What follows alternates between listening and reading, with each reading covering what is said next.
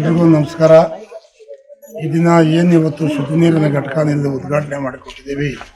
ಈ ಕಾರ್ಯಕ್ರಮದಲ್ಲಿ ಭಾಗವಹಿಸಿರ್ತಕ್ಕಂಥ ಆತ್ಮೀಯರು, ಸಹೋದರರಾದ ಶ್ರೀನಾಥ್ ಅವರು, ಬಾಬು ಮೋನಿ ಅವರು, ನಮ್ಮ ವಿಜಯಗೌಡ ಅವರು, ಗೋವಿಂದಣ್ಣ, ಕೃಷ್ಣಾರೆಡ್ಡಿ ಅವರು, ಎಲ್ಲ ನೀವು ಅಕ್ಕ ತಂಗಿಯರು ಸಹ ಈ ಕಾರ್ಯಕ್ರಮದಲ್ಲಿ ಪಾಲ್ಗೊಂಡಿದ್ದೀರಿ. ಇದೇನು ದೊಡ್ಡ ಕಾರ್ಯಕ್ರಮ ಅಲ್ಲ. ನನಗೆ ಗೋವಿಂದಣ್ಣ ನಮ್ಮ ಕೊಟ್ಟಾದಳ್ಳಿ ಗ್ರಾಮ ಪಂಚಾಯತಿ ಇಷ್ಟು ದೂರದಲ್ಲಿದ್ದರೂ ಕೂಡ ಅವತ್ತಿಂದ ಒಂದು ವಿಶ್ವಾಸ ಬಂದು ನಮಗೊಂದು ಶುದ್ಧ ನೀರಿನ ಘಟಕನ ಮಾಡಿಕೊಟ್ಟಣ. ನಮ್ಮ ನೀರಿನ ಭಾಳ ಸಮಸ್ಯೆ ಇದೆ ಅಂತ ಹೇಳಿದ್ರು. ಅದು ಅವರ ಹಕ್ಕೂ ಕೂಡ. ಯಾಕಂದರೆ ಜನರಿಗೆ ಒಂದು ಶುದ್ಧ ನೀರು, ಶುದ್ಧ ಗಾಳಿ ಎರಡಿದ್ರೆ ಊಟದ್ದು ಹೇಗಾದರೂ ನನ್ನ ನಡೆಯುತ್ತೆ ಅಂತ ನಾನು ಕೂಡ ಪ್ರತಿಪಾದನೆ ಮಾಡೋಂಥ ಮನುಷ್ಯ.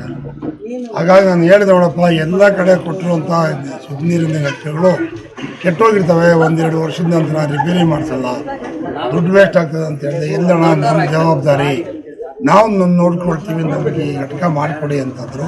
ಅದಕ್ಕೆ ಇವತ್ತು ನಾವು ನಿಮ್ಮ ಕೈಯಲ್ಲೇ ಉದ್ಘಾಟನೆ ಮಾಡಿಸಿ ನಿಮ್ಮ ಕೈಯಲ್ಲೇ ಸ್ವಿಚ್ ಆನ್ ಮಾಡಿಸಿರೋ ಉದ್ದೇಶ ಏನಪ್ಪ ಅಂದರೆ, ಇದು ಏನಾರ ಕೆಟ್ಟ ನಿಂತಾಗ ನೀವೇ ಅದನ್ನು ಸಂಬಂಧಪಟ್ಟವರಿಗೆ ಮಾಹಿತಿ ಕೊಟ್ಟು ನೀವು ರಿಪೇರಿ ಮಾಡಿಸ್ಕೋಬೇಕು. ಯಾಕಂದರೆ ಇದಕ್ಕೆ ಹಾಕಿರೋ ಹಣ ನಿಮ್ಮದೇ ಹಣ, ಸರ್ಕಾರದ ಹಣ ಪೋಲಾಗಬಾರ್ದು. ಅದು ಸದ್ವಿನಿಯೋಗ ಆಗಬೇಕಂದ್ರೆ ಇದು ಭಾಳ ದಿವಸ ಬಾಳಬೇಕು.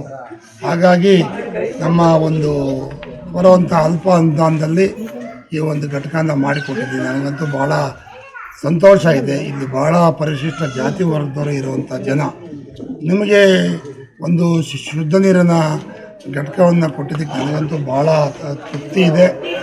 ಮುಂದಿನ ದಿನದಲ್ಲೂ ಕೂಡ ಹೆಚ್ಚಿನ ಸೇವೆ ಮಾಡುವಂಥ ಅವಕಾಶ ನಮಗೆ ಬರಲಿ, ಇನ್ನೂ ಹೆಚ್ಚೆಚ್ಚು ಅನುಕೂಲಗಳು ಸಿಗಲಿ ಅಂತ ಆಶಿಸ್ತಾ ಇದನ್ನು ಕರೆಸಿ ಇಲ್ಲಿ ಮಾತಾಡಲಿಕ್ಕೆ ಅವಕಾಶ ಮಾಡಿಕೊಟ್ಟಂಥ ಎಲ್ರಿಗೂ ಒಂದ್ಸಿ ನನ್ನ ಮಾತನ್ನು